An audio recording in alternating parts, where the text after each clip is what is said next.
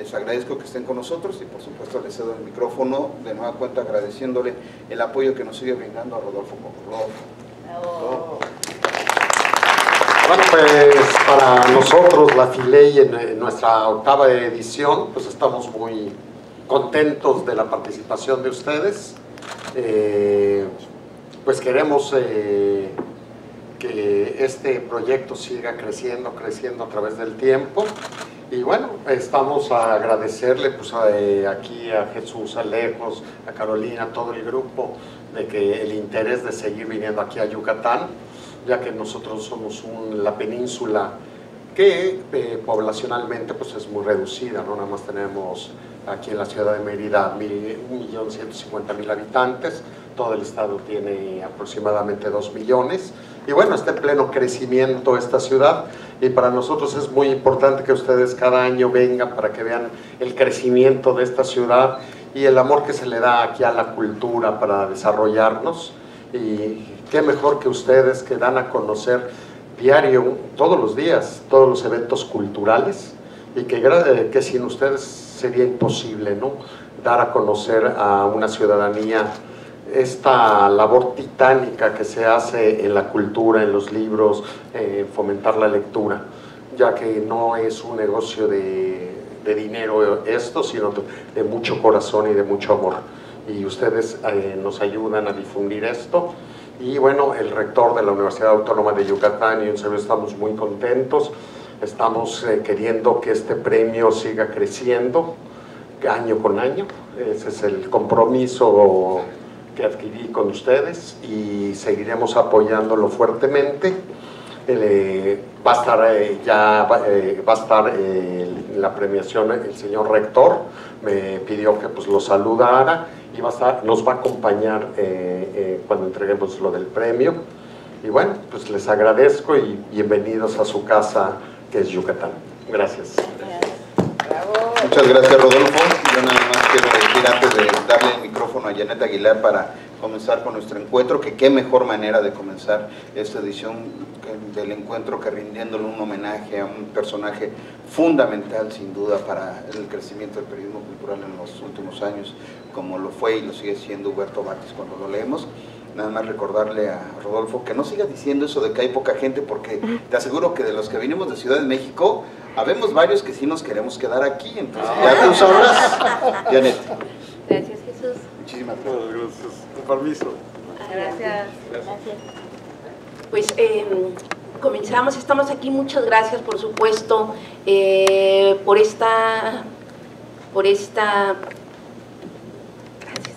muchas gracias por esta confianza, siempre amigos, siempre que les convocamos están aquí, ya lo dijo Jesús, tenemos ya pues un compromiso y creo que es parte de esta responsabilidad pues seguir abriendo el diálogo, y hoy empezamos, nuestra primera mesa tenía que ser sobre Huberto Batis, pues hablar sobre este gran periodista, este gran editor, y quisimos que fuera Julio Aguilar, uno de los participantes, que fuera Alegría Martínez. Por supuesto, ellos conocieron a Huberto Batis, ellos trabajaron con Huberto Batis, siguen haciendo periodismo cultural, y nos parecía que una buena manera de entrar a este encuentro, a esta 5ª edición, y a rendirle un homenaje. Lo han hecho, estuviste, Julio, en Oaxaca, ya en la Feria del Libro también de Oaxaca, y también pensamos en que tenía que estar la voz de una mujer, es decir, en aquel encuentro de Oaxaca estuvo Julio Aguilar y Guillermo Fadanelli, pero nos interesaba que estuvieran pues también la voz de las mujeres, sobre todo para hablar de este personaje que ustedes lo conocieron y nos darán detalle de cómo se trabajaba, de quién era. Huberto tiene una leyenda oscura, una leyenda negra, pero también una leyenda luminosa. Fue editor de Sábado, catedrático, varias generaciones en la Facultad de Filosofía y Letras estuvieron tocadas, destruidas también, impulsadas por Huberto Batis. Entonces, bueno, pues ojalá que a través de las palabras de Alegría de Julio podamos delinear, conocer más, adentrarnos a la obra, al legado yo creo que un largo legado de Huberto Batis. Entonces, pues comencemos. ¿Quién fue Batis? ¿Cómo era Batis? Era volcánico, era iracundo, era furioso. Hay muchos relatos que se han hecho, muchos relatos que se hicieron tras su muerte. Confabulario que Evita Julio dedicó páginas y páginas a recordar a Huberto Batis. Pero ¿quién era? ¿Cómo llegaron ustedes a Batis y cómo fueron tocados y quizás impactados por él? Muchas gracias. Bueno, yo agradezco la invitación, que para mí es muy gozosa de estar aquí y de poder platicar con ustedes, compartir la mesa con Julio y con Janet y con todos ustedes aquí presentes.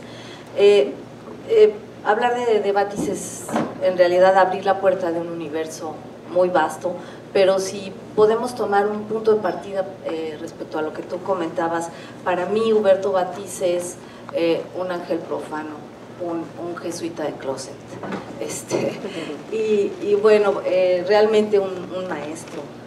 No sé, ayer platicábamos Julio y yo, y vamos a estar como dialogando, porque creo que esa es la manera de poder completar un breve avance, una breve mirada a lo que Huberto nos dio. Sí, exacto, ¿no? Para hacerle justicia a Batis, muchas gracias, bueno, también, ¿no? por habernos invitado aquí a la Filey a evocar a Huberto, y bueno, pues qué mejor que traer aquí su memoria en la tierra de su gran amigo Juan García Ponce, ¿no? Lo recordamos en Oaxaca hace unos meses, y bueno, pues aquí en Yucatán, ¿no? Creo que es importante, ¿no? También que la gente de la comunidad cultural, que los estudiantes de letras y de periodismo sepan, ¿no? Recuerden quién es Huberto Batis, porque de muchas formas pues él continúa con nosotros, ¿no? Como dice Janet, pues nosotros trabajamos con él en el 1+1, lo conocimos, y bueno, pues ayer estábamos en la noche acordándonos de él, ¿no? Alegría me hacía ver este asunto de que él era un jesuita de closet, ¿no? Y me estaba recordando ¿por qué?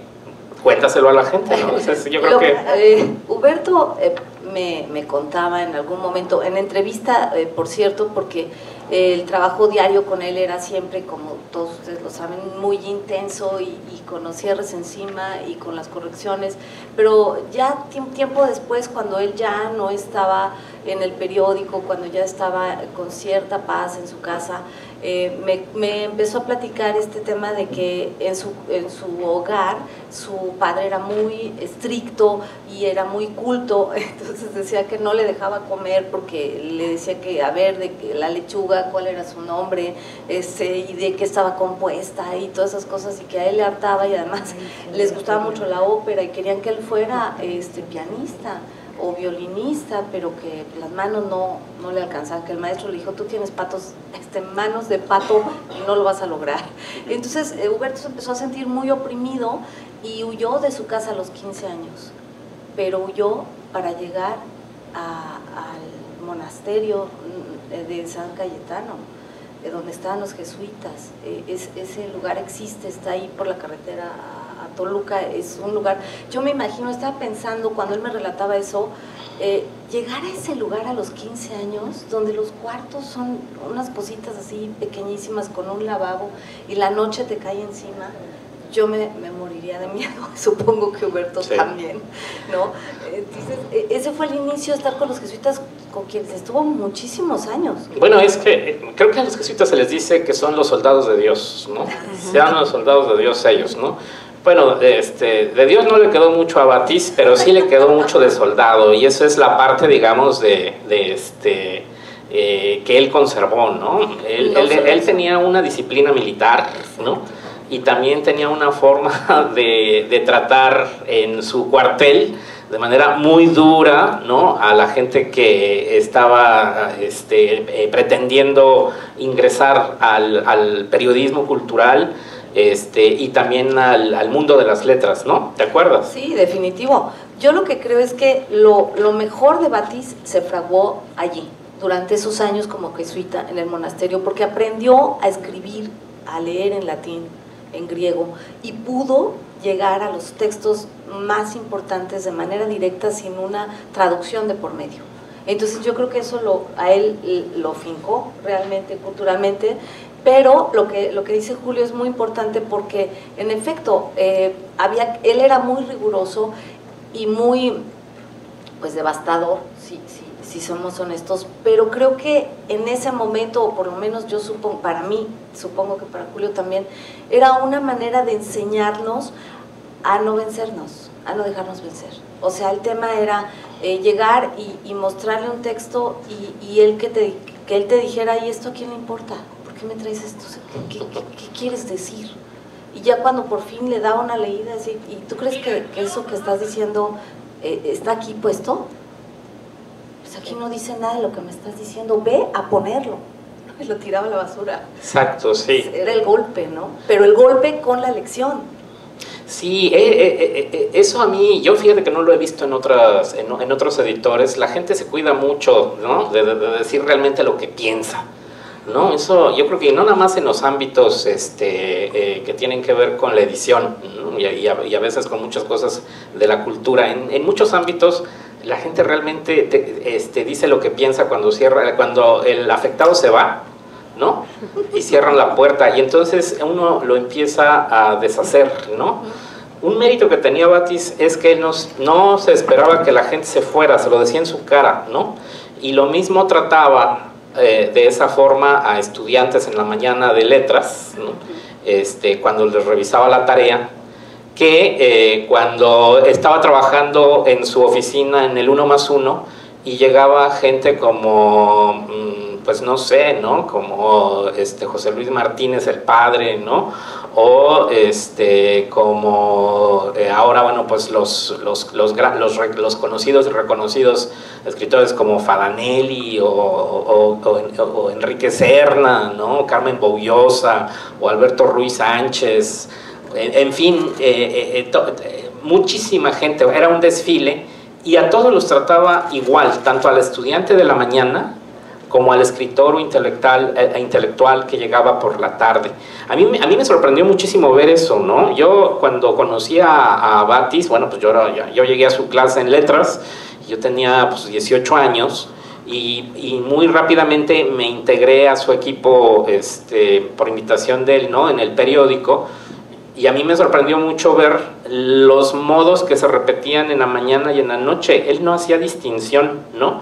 Cuando encontraba alguna tontería, cuando encontraba alguna inconsistencia, ¿no? Cuando veía alguna estupidez, ¿no? Se lo decía en su cara al coordinador de humanidades, igual que se lo podía decir también al alumno o a la alumna, ¿no? Que había llegado con su tarea mal hecha, ¿no? Y era la misma forma de criticar, ¿no? De revisar la ortografía, la redacción, la puntuación. ¿Por qué no sabes esto? ¿Qué no sabes lo otro? En fin, ¿no? Y era una masacre, ¿no? Cuando... Ajá.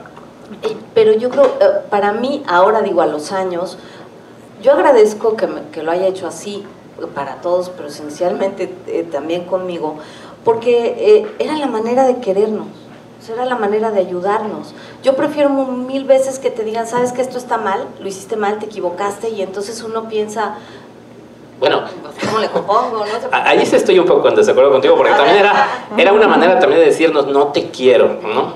O sea, y se los decía de plano, o sea, decía, ¿sabes qué, mano? Mejor deberías de irte a hacer serigrafía en playeras. Después de que leía un cuento en donde un chavo, la verdad es que nomás no tenía ninguna posibilidad de hacer eso. Y uno puede decir, qué cruel, ¿no? ¿Qué onda? ¿Cómo le puede decir eso a un muchacho? Pero la verdad, ¿para qué de pronto engañar a la gente, ¿no? De estar fomentando una mentira, ¿no? Le decía, bueno, si es para divertirte, está bien. Pero si tú realmente quieres ser un escritor, estás mal. O sea, primero aprende a ortografía, ¿no? O sea, ten lo básico. Y luego se veía uno también luego las cosas que llegaban allá en la facultad y en la redacción, y decía uno, bueno, pues sí, es que la gente no tiene autocrítica, ¿no? Pero la gente no tiene autocrítica incluso siendo ya intelectual, siendo escritor, ¿no? Ajá. Pero justamente ahí estaba, o sea, si el chico que lo manda a hacer serigrafía, dice, bueno, pues sí, ¿no? Y se va.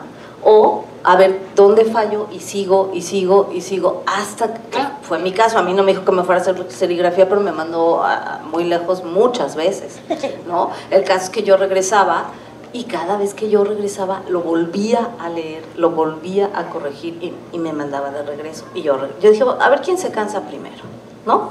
Si él se cansa de mandarme, pero me manda con correcciones, yo no me voy a cansar de hacerlas. Entonces, yo me refiero a eso. El que sí de plano está negado y no quiere aprender, pues entonces sí ya murió. Sí, ¿no? O también reubicaba profesiones, ¿no? Así. Sí. Muy bonito. Sí.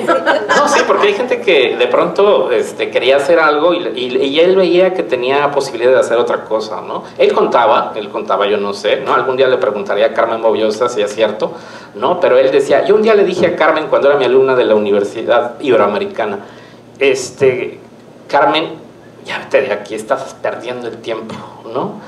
Porque ella quería ser, creo que maestra, o quería ser académica, ¿no? Bueno, estaba estudiando en la Universidad Iberoamericana de Letras, pues porque quería estudiar para ser escritora, ¿no? Y para ser escritora no se estudia en la universidad. Ahora puede decir alguien, no, sí, hay programas de, ¿cómo se llama? De escritura, que es escritura creativa y en fin, puede ser, pero la gente no necesariamente tiene que ir a un curso de escritura creativa para ser escritor. O sea, el escritor se hace en su casa o se hace en una mesa de un café, leyendo y escribiendo y corrigiendo y leyendo y corrigiendo y en fin, ¿no? Así es como se hace el escritor. Esa era la manera de ver de Batis, ¿no? A lo mejor hay quien diga no, si es necesario que haya un tallereo, en fin, etcétera, etcétera, pero pues los grandes escritores no han ido a talleres literarios en el siglo XVI, por ejemplo, ¿no? Habrá quien sí le sirva actualmente, bueno, tiene uno de esas herramientas, ¿no?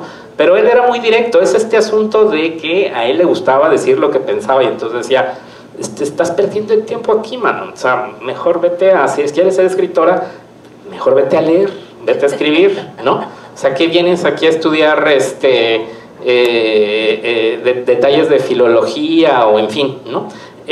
A eso, ese era el asunto que quería decir yo, que reenfocaba profesiones, ¿no? Sí, sí, eso por un lado, y por el otro es muy chistoso porque generalmente cuando se menciona Batis, todo el mundo piensa en sus alumnos o en sus colaboradores estrella, ¿no? Como los que estaba mencionando Julio, por supuesto Javier Velasco, ¿no? Que ahora ya publica en la revista del avión, la que viene en el avión y viene en la versión en español, la versión en inglés, y bueno, ellos ya son estrellas, ¿no? Pero Huberto también formó a muchos cuadros de gente que estamos siempre atrás de un escritorio haciendo diversas labores como la labor que hace Julio, pero nos enseñó a todos esos que estamos haciendo textos que no son galardonados, que no brillan de otra manera, pero que apuntalan el periodismo cultural desde otras trincheras, yo digo, y que estamos corrigiendo textos o que de repente nos toca hacer un vilipendiado boletín, pero por ejemplo en la sección de cultura de 1+1 yo me acuerdo que un poco en broma y un poco en serio, pues hacíamos un concurso interno de cuáles eran los peores boletines de las instancias gubernamentales y bueno, generalmente siempre había uno que se llevaba las palmas, que eran los del IMSS, los culturales del IMSS, que era una cosa así de terror, ¿no? Pero bueno, de repente tú podías encontrar en esos textos y algunos que valían la pena, que te revelaban aunque fueran un párrafo, algo que tú no habías tomado cuenta. Y entonces a lo que voy es que Batis formó cuadros de editores, de coeditores, de correctores, y que además estuvieron junto a él personas como Pura López Colomé, sí, como tú bien sabes. Es una magnífica Es poeta. una gran poeta y que estuvo, y que yo veía a Pura y yo decía, ¿qué hace Pura aquí? ¿No? Pues con Huberto, corrigiendo textos, puliéndolos, abrillantándolos, para que realmente fueran textos que no se disolvieran en la mente ni en el corazón de las personas. Entonces, esa especie de... ¿no? Claro, y te acuerdas de la que le decía, ¿cómo se llama? El autor de Los Indios de México, Benítez le decía a la colaboradora de Huberto, que se llamaba Flora, que era un angelito de Botticelli, y sí, no, era un hermoso angelito, yo no sé dónde anda, pero Flora estaba ahí junto a Huberto. Huberto se hacía siempre de sus colaboradores más pacientes, más fieles, para poder seguir puliendo esos textos, ¿no? Entonces esa era otra labor muy importante que generalmente ni se menciona ni se toma en cuenta, y estamos todos esa especie de soldados, peones, no sé cómo llamarle, desperdigados por el mundo, pero tratando de hacer lo que él nos enseñó. Discípulo de Toldo. Exacto. Sí. Pues sí, pero ya le estamos chambeando. Sí, bueno, ese asunto de cuidado editorial, eso era impresionante de él, ¿no? O sea, él ponía el ejemplo del cuidado editorial que debía de haber, y yo creo que formó a editores que empezaron como correctores. Yo empecé como corrector, ¿no? Y a mí, yo no tenía ni idea, ¿no?, de lo que era ser corrector. Entonces él me dijo, este es uno de los empleos más ingratos del mundo, mano, porque nadie te va a reconocer y nadie va a saber que existes hasta que te equivoques, ¿no? Ajá. Claro. ¿No? Uh-huh. Y también me puso a hacer y además éramos nosotros gente de letras, él y yo, ¿no? Bueno, yo era estudiante, ¿no?, apenas en el primer año de la carrera de letras, y yo no, la verdad nunca me pasó por la cabeza estar en un periódico, nunca, ¿no? Yo quería ser editor, efectivamente, pero mi idea pues era editar libros, revistas dedicadas a la literatura.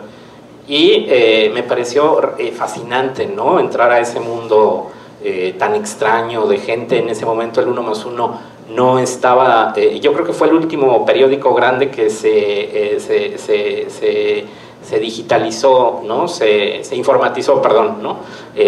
Yo cuando llegué todavía a la redacción del 1+1 en los años 90, había un ejército de gente capturando en el sótano, ¿no?, y escribiendo a máquina en las redacciones, ¿no? Era un escándalo, la gente fumaba y se veía una nube, ¿no?, así en el techo, ¿no? Y luego al lado tenían el plato del pozole, ¿no?, ya semi vacío, ¿no?, y unos pedazos de tortas, en fin, ¿no? Y gente muy ruda, ¿no?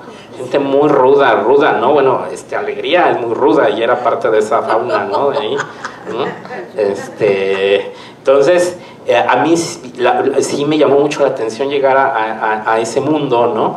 Entonces, yo me acuerdo de la primera conversación que también tuve con Batis, cuando me dijo que tenía que ayudarle a la parte, no nada más al suplemento, porque él era subdirector editorial del periódico 1+1, ¿no? Él tenía que hacerse cargo de estar en la revisión y supervisión de todos los los analistas, los editoriales, en fin, ¿no? Esa parte, y también coordinaba la parte de literatura, de cultura, ¿no? Y espectáculos en el periódico, ¿no? Y entonces a mí me dijo que ya era parte de mi chamba revisar los textos periodísticos, ¿no? Lo cual, sí, esa era una trampa, porque no era lo que me había dicho, ¿no? O sea, yo iba a corregir los cuentos y los textos literarios del suplemento, no esa otra parte, ¿no? Y aquí les voy a contar algo que a lo mejor se toma como los periodistas. Ahora yo soy periodista también, ¿no? Me hice periodista en la redacción, no estudié periodismo en la universidad, pero me dijo, nuestro trabajo va a ser revisar lo que escriben estos, ¿no? Le dije, ok. Y dice, y vamos a tener que corregir a estos. Dice, ¿por qué estos? ¿No? Son unos ignorantes y hay muchos pendejos, ¿no?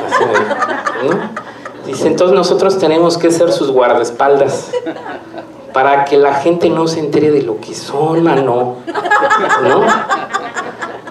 Y me dijo, le digo, no, ¿sí? Me dice, no, bueno, pues chécatelo, ¿no? Si quieres en la noche. Y efectivamente, ¿no? O sea, cuando yo empecé a ver muchos, bueno, no todos, ¿no? Pero muchos de los textos que antes de que se publicaran, ¿no? Porque se entregaban en papel, ¿no? Y se corregían con lápiz. Y empezaba yo a ver eso, y pues decía yo, pero ¿y cómo llegaron a un periódico esta gente, no? O sea, no sabe escribir nada, ¿no? Pero además era impresionante porque no nada más eran los periodistas de a pie, algunos, ¿no? También, no estoy bueno generalizo, algunos periodistas de a pie, sino también senadores, diputados y anexas que mandaban sus textitos haciendo análisis de la situación del país y que no tenían ni pies ni cabeza, ¿no? Sí, sí. No, eso que estás diciendo es muy importante porque en los brazos, en los hombros de Huberto recaía no solo el suplemento, que ya era bastante chamba y que además era lo que salvaba al periódico, porque está la anécdota de que la gente compraba el periódico, tiraba el periódico a la basura y se llevaba el suplemento sábado. Entonces, Huberto tenía que cuidar también a los articulistas internacionales de política, de cultura y revisar la sección cultural. Entonces recaía en él todo el peso, ahora sí que el peso más fuerte de todo el periódico. Y me acuerdo que en algún momento, justo lo que tú dices, le cayó un artículo de un colaborador que era un exgobernador, ¿te acuerdas? Y había una barrabasada que se le fue a Huberto, y entonces se armó la gorda.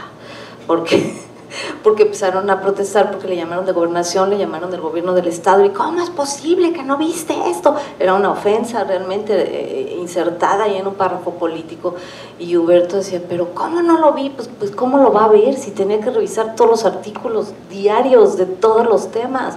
O sea, realmente era una labor titánica, ¿no? Y finalmente, bueno, aquello ya se fue calmando, porque en cuanto ocurría eso, pues llegaban las llamadas, hubo un momento en que cuando el papel lo surtía el gobierno, los de PIPSA nos quitaron todo el papel porque hubo algo que no les había parecido, ¿no? Entonces no se podía editar el periódico, y esto fue porque pues, fue alguna cosa que no le pareció a las autoridades. Entonces ese peso que tenía Huberto pues realmente era muy grande. Pero respecto, además de lo que comenta Julio, me acuerdo que había una broma de repente ahí en la sección cultural de justo cómo entregaban los textos algunos de los reporteros, que los correctores decían, a ver, te cambio 5 de fulano de tal por 1 de que tú estás haciendo, porque había que rehacer el texto completo.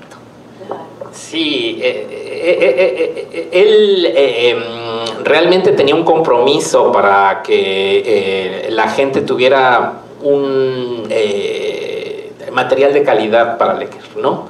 Y si eso era en el día a día, en el suplemento cultural, que el suplemento sábado que él dirigía, ¿no? Para gente que no lo ubique bien actualmente, era el suplemento de referencia en ese momento, ¿no? Y era el gran compromiso también que Batis hacía en el 1+1. Él tenía que hacer muchas cosas, muchas cosas, como lo que estamos contando, para hacer el suplemento sábado. O sea, era el pago que tenía que hacer para hacer el suplemento, para hacer realmente lo que él quería, ¿no? Y para abrirle esa tribuna a la comunidad cultural, ¿no? Que le parecía que era fundamental, ¿no? Que estuviera en el periódico. Y le decía, no, pero tú qué tienes que estar haciendo aquí, tú vete a hacer mejor una revista pues para la gente que realmente vale la pena, pues, pero él no quiso, ¿no? Y él decía, no, es que la cultura tiene que estar en un periódico, porque un periódico es barato, un periódico cuesta poquito, y es la única forma que mucha gente tiene para acceder a la cultura, ¿no? Los libros son caros y siguen siendo caros, ¿no? Y entonces un suplemento cultural es bien importante para que esté, para que la gente que difícilmente tiene acceso por costumbre, ¿no? A un poema, a un ensayo de Juan García Ponce, a un ensayo de Gabriel Saiz, ¿no? Puede leer maravillas por 10 pesos, ¿no? bueno, lo que cueste, ¿no? En lo que costaba, ya no me acuerdo cuándo costaba eso, pero por 10 pesos puedes leer eso, ¿no? En fin, y entonces hay que hacer que la gente también se sienta atraído por el suplemento. Y nosotros tenemos que jugar para que entonces la gente vea aquí una encuerada, ¿no? Y a quien se asome y diga que le llame la atención qué es esto, ¿no? Pero pues no es una encuerada más por poner una encuerada, sino pues es un desnudo, ¿no?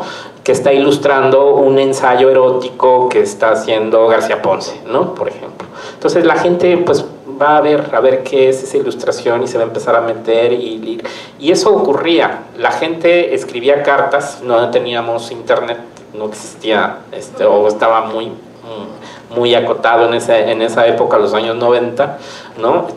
Y la gente escribía y le contaba la experiencia, nos contaba la experiencia que había tenido leyendo un texto que nunca jamás había imaginado que podía tratar exacto, ¿no? De Heidegger o de Balthus, ¿no? Por ejemplo, ¿no? Y decir, yo quiero saber más de ese pintor, pueden publicar más sobre ese pintor, en fin, ¿no? Y nos dábamos cuenta, ¿no? De que efectivamente las primeras experiencias estéticas que mucha gente tenía era a través de los periódicos, ¿no? Ajá. Justamente sobre el tema que tú acabas de tocar, de esa parte que era muy importante para Huberto, de su afición al erotismo, a las fotos de cuerpos femeninos, desnudos, que en algún momento le fue criticado. Ustedes, no sé si recuerdan, él tenía una sección del diván, que era un sofá y que estaba en su oficina. Y bueno, de repente... Otra de sus características es que él siempre traía una cámara de fotos, una buena cámara de fotos, y todo el tiempo estaba tomando fotos a lo que le parecía atractivo. Podían ser mujeres, podían ser niños, podían ser hombres, lo que pasa es que él publicaba lo que le gustaba y justamente este atractivo que menciona Julio, pero había unos desnudos que eran un cuerpo como paisaje de la naturaleza, como paisaje humano, que eran realmente hermosísimos. Y bueno, ahí hay una leyenda muy interesante, pero que sacaba el cuerpo de esta mujer, pero nunca salía su rostro. Y nadie sabíamos quién era esa mujer. Pero las tomas eran en distintas posturas, de distintas partes de su cuerpo. Y realmente no era hombre, mujer y cosa el que buscaba ver esas fotos en el diván. Y después, además, había chicas de todas edades y todos tipos que hacían fila para entrar a ser fotografiadas por Huberto en el diván. Entonces era muy loco porque ya era la tarde, tenías que entregarle las planas para que Huberto las autorizara, porque si no, no se podían ir. Llegabas con las planas, te topabas con la puerta cerrada. Está en el diván. Entonces ahorita regreso. Mañana regreso. El local fotográfico. No, porque además sí lo hacía rápido. O sea, sí abría la puerta para poderte autorizar tus hojas. No te creas que la cerraba para otros fines. O bueno, eso yo ya no sé. Pero siempre la volví a abrir. Y rápido. Sí, era muy divertido, ¿no? Trabajar en la redacción de Sábado, ¿no? Porque de pronto uno veía un desfile de cualquier cantidad de gente y uno no entendía cómo terminaba una maestra de filología hispánica hablando con un stripper, ¿no? Enfrente del escritorio de Batis, ¿no? Y pues porque iban, el suplemento era maravilloso, porque si lo recuerdan, ¿no? Para quienes les tocó leerlo y quienes quieran consultarlo en las hemerotecas, ¿no? Era una miscelánea de temas, ¿no? Sí. De temas populares y cultísimos, ¿no? Súper especializados, ¿no? Había para todo. Y mucha gente mucha gente, quiero decir, de cultura, ¿no? Escritores, intelectuales, se molestaban mucho porque decían, pero ¿por qué tienes que ensuciar el suplemento poniendo esas cosas, ¿no? ¿Por qué no puede ser un suplemento, un editor normal, ¿no? un editor normal en donde nos saques poesía, ¿no? Ensayo, los cuentos, reseñas de cine, en fin, ¿no? ¿Por qué nos tienes que poner, ¿no? Estas imágenes, ¿no? Y a estos locos, bueno, ahora ya Eco es un reconocido artista gráfico, ¿no? Como verán ustedes, todo muy apreciable. Pero en ese momento Eco estaba muy joven y estaba loco, ¿no? Ya estaba loco, sigue estando loco, pero en ese momento, bueno, pues estaba desatado, porque aparte, pues cuando uno es joven, hace muchas locuras, ¿no? Y hacía unas cosas que escandalizaban muchísimo, ¿no? Quizá también ya vivimos otra época, ¿no? Estamos hablando de 20 años después, ¿no? Y ya lo que hace Eco ya no nos impacta, ¿no? Pero también no impacta tanto porque Batis le abría el periódico y hacía experimentos gráficos Eco, ¿no? De manera espectacular, ¿no? Y en ese momento se veían muy agresivos los dibujos de Denis, ¿no? Los cartones de Denis. Él mezclaba la violencia con lo sexual, ¿no? Y era algo que molestaba mucho, ¿no? Pero no por un asunto feminista como podría ser hoy, sino más bien por el asunto sexual, porque se veía como algo obsceno, ¿no? Era algo que no estaba, no era correcto, porque era un ambiente muy puritano, ¿no? Todavía en ese momento. Y curiosamente las feministas a Batis le aplaudían que él abriera las páginas, ¿no? Para que se hablara de cuestiones que tenían que ver con una revolución sexual que nos hacía falta, ¿no? Todavía en ese momento, ¿no? Y la gran feminista mexicana Graciela Hierro, que era maestra en la Facultad de Filosofía y Letras, que ya falleció, ¿no? Cada que llegaba Batis el lunes a la facultad y se la encontraba a él, decía, bien, sábado, ¿no? Muy bien, ¿no? Así se hace, ¿no? Ajá. Y ella era muy entusiasta, ¿no? Cosa que ahora ya me llama la atención porque las nuevas corrientes del feminismo, ¿no? Dicen que Batis cosificaba a la mujer, ¿no? Que el suplemento hacía cosas que no están muy bien vistas hoy, ¿no? ¿Tú qué piensas de eso? Bueno, yo pienso que cada quien puede expresar lo que bien le venga en gana, pero yo creo que más bien Huberto abrió un importante espacio de libertad para abordar desde la imagen y desde los textos todas las corrientes sexuales, las posturas, o sea, todo. Él le abrió tal cual las posturas, también no voy a poner unas cosas pero me refiero a que ahí cabía lo que tanto las fotos de mujeres como de hombres, como las posturas de homosexuales, de gays, de lesbianas, de trans, o sea, en realidad sí estaba mal visto porque era muy conservador y muy convencional todo lo que se publicaba, y aparte se pensaba que como era un suplemento cultural, pues cómo iba a tener presencia esos temas, ¿no? Pero era al revés, justamente al revés, porque era un suplemento cultural, era que tenían cabida, y entonces les daba también cabida a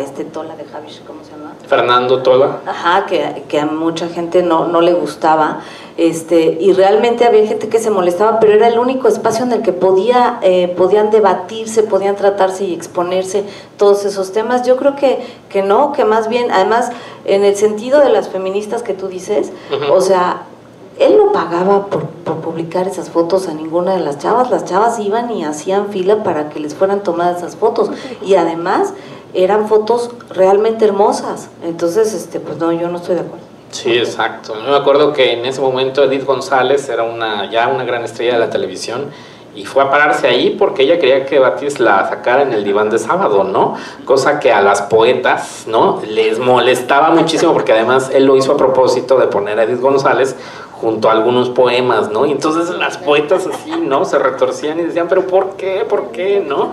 En fin, pero esa era parte de la provocación que hacía él, ¿no? Para mover, era un agitador, sí. Era un agitador en todos sentidos, ¿no? También hay que ponerlo todo en proporción. Él no hacía muchas cosas pensando en causas como activista, ¿no? Él no hacía, no tenía esas intenciones. Es decir, si le abrió espacio a debates, por ejemplo, feministas, no es porque él fuera feminista, ¿no? Si abrió el espacio, por ejemplo, a la diversidad sexual, no es porque él fuera para nada, ¿no? Le interesaba como gente inteligente, ¿no? Que esas cosas, esos temas tenían que debatirse y tenían que llegar al público, ¿no? Ahorita que toqué el asunto de la diversidad sexual, ¿no? Rafael Calva Prat, que era el crítico de música de ópera, ¿no? de música de concierto y de ópera en el suplemento, se infectó de VIH, como se infectó mucha gente que era colaborador del suplemento, ¿no? Mucha gente que bueno, no mucha, ¿no? Pero hubo varios colaboradores del suplemento que en los años 80 y 90, los fatídicos, fallecieron de SIDA, ¿no? Cuando no había tratamientos para la enfermedad, ¿no? Y hubo muchas bajas. Y en esa época, pues el ambiente cultural estaba, como en muchos otros ambientes, sacudido por toda esa desgracia que estaba ocurriendo, ¿no?